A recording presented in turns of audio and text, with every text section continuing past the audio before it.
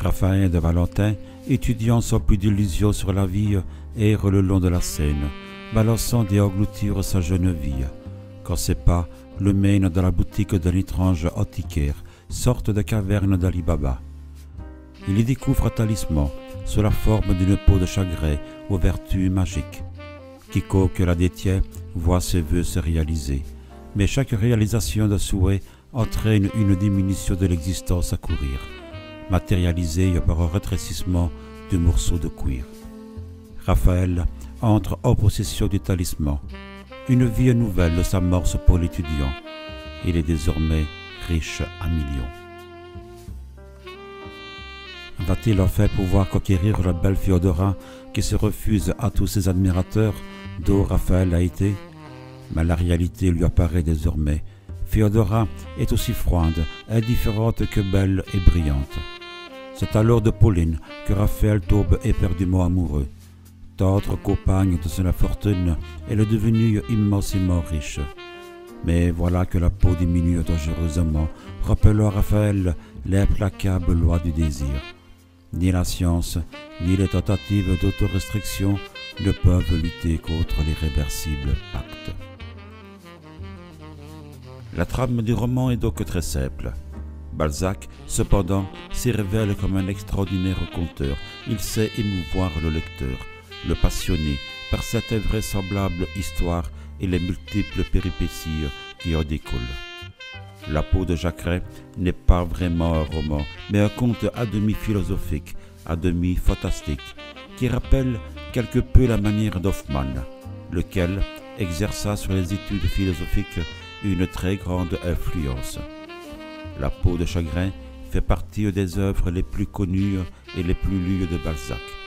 C'est qu'ici, comme dans la plupart de ses œuvres, l'auteur sait admirablement combiner le réel et l'imaginaire, ménager jusqu'à la fin l'intérêt et la curiosité du lecteur. Conte fantastique et philosophique où l'on rencontre d'étranges antiquaires et où les talismans ont des pouvoirs magiques baignant dans un halo de mystère oriental, mais aussi roman parisien avec des journalistes à la verve satirique et qui s'achève dans un romantisme échevelé, sans dédaigner à l'occasion la truculence rabelaisienne. L'ouvrage déborde de vitalité, sinon de totale maîtrise d'un génie à ses débuts. Vivre sans passion, mais longtemps, ou se plonger dans une existence exaltante, mais courte. Telle est, selon Balzac, l'alternative tragique de l'existence.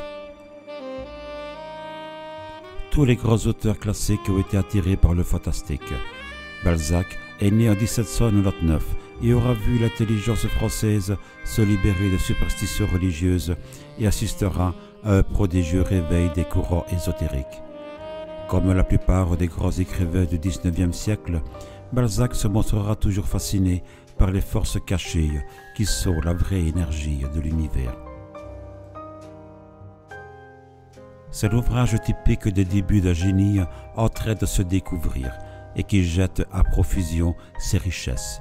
Balzac y fait preuve d'une maîtrise moins totale que dans ses œuvres postérieures à Todi, mais c'est qu'il y a jeté à la fois avec ivresse tous les éléments de ce génie philosophique et critique, descriptif et fantastique, réaliste et poétique. Rien de bien nouveau à Paris. Il y a un roman de Balzac, La peau de chagrin, fétide et putride, spirituel, pourri, enluminé, papilloté et merveilleux par la manière de saisir et de faire briller les moindres petites choses, d'enfiler des perles imperceptibles et de les faire sonner d'un cliquetis d'atomes.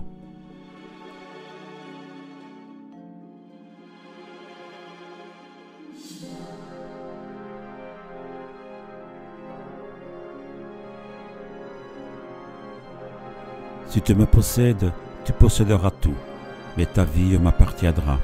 Dieu l'a voulu ainsi. Désire, et tes désirs seront accomplis, mais règle tes souhaits sur ta vie. Elle est là. À chaque vouloir, je décroîtrai comme tes jours. Me veux-tu?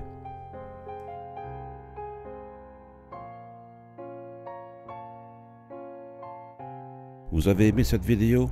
Alors n'hésitez pas à vous abonner pour plus de vidéos poétiques, littéraires ou insolites. À bientôt.